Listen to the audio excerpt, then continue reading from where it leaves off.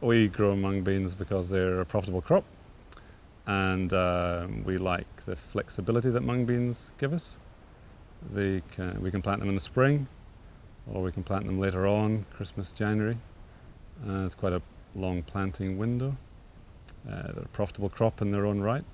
Varieties, there are a lot of varieties available to plant for different purposes. It depends on the market you're aiming for, whether you're going for the premium sprouting grade or the processing grades.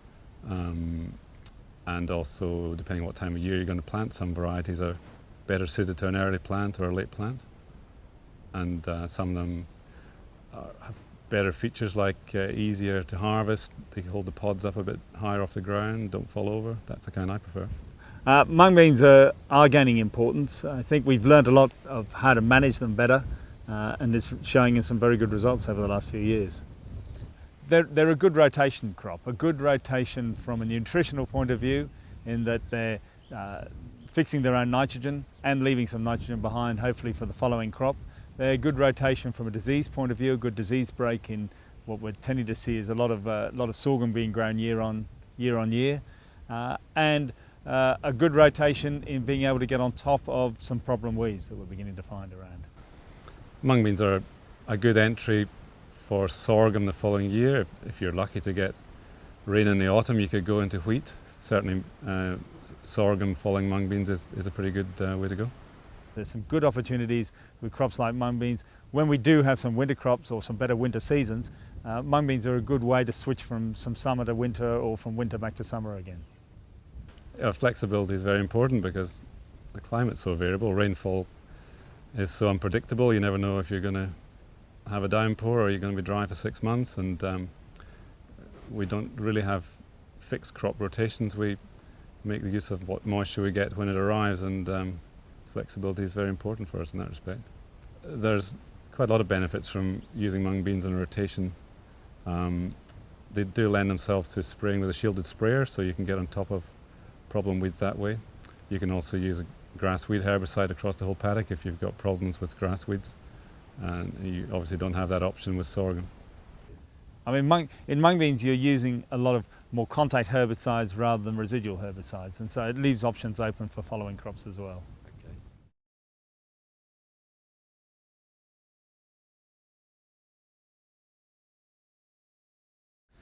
Good advice is very important, particularly for agronomic problems. If you don't keep an eye on insects in particular, you can lose a lot of yield, and we're lucky to have a very good agronomist who keeps on top of that. And there's been a fair bit of research done into insect control in mung beans, and some of the new techniques are a lot cheaper to use and give us better results. I think one of the big factors is that we've learned how to manage mung beans a lot better over the last few years. The DPI Inspire course on accrediting a whole number of mung bean agronomists across the country has been a big help. A lot more people have learned how to advise on mung beans, how to help manage mung beans.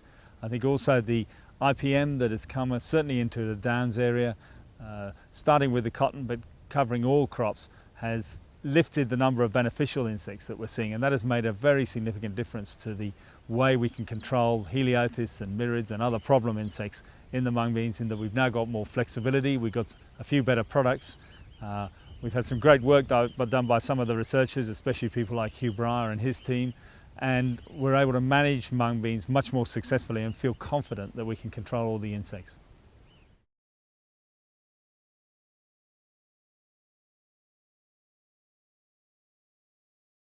Mung beans would have to be good for the environment because they allow you to keep cover on your soil, which is very important to stop erosion, and they return nitrogen to the soil, so that's got to be a benefit. You buy artificial nitrogen, it costs a lot of money, and mung beans are a legume and they leave a fair bit of nitrogen in the soil usually. We did some soil testing a few months ago, and the paddock that we had in mung beans last year, we found 80 kilos of nitrogen to the hectare in that paddock, and the paddock next door that had grown sorghum had virtually no nitrogen left in it at all, so that's quite a significant benefit.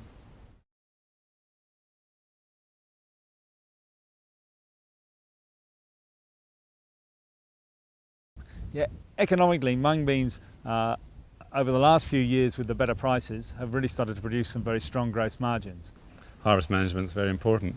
If you use the wrong machine or you set it up wrongly, you can do a lot of damage to the beans, and that can cost you a lot of money. So we use a contractor who's got a rotary header, and he pays a lot of attention to setting the machine up properly to do the job, and we're lucky to have a neighbour who's got a belt elevator, and we try to use that when we can. If you use augers too much, you can split them a bit. Mung beans have held their own over the last few years to become a fairly mainstream crop as regards the profitability.